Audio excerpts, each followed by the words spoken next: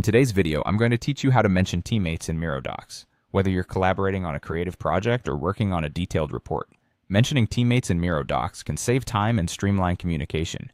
If you're new to Miro or just looking to enhance your document editing skills, you're in the right place. First, let's start by opening your Miro doc. This is where you'll be creating or editing the document in which you want to mention your teammates. Once you have your Miro doc open, you'll need to locate the spot in the text where you want to insert the mention. This could be anywhere that feels natural in your document, such as within a comment or next to specific tasks or notes you're discussing with your team. Here comes the critical step: typing the magical @ symbol.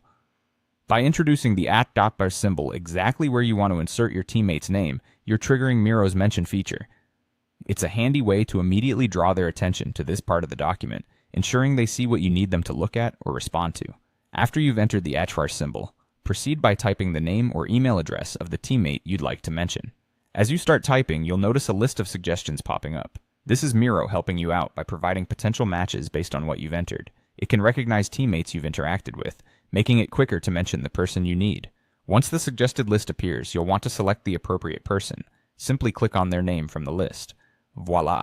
You've now created a clickable tag that links directly to that teammate.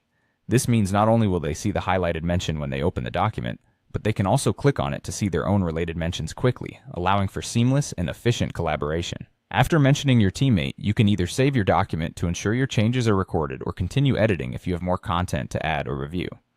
Remember, it's important to keep communication clear and documents up to date so that everyone is on the same page. Mentioning teammates effectively ensures that their attention is drawn precisely where it's needed, facilitating smoother communications and more collaborative teamwork. So there you have it, a straightforward yet effective way to mention teammates in Miro docs. Whether you're working on a complex project or just drafting some team notes, incorporating these steps into your routine will definitely improve the way you collaborate.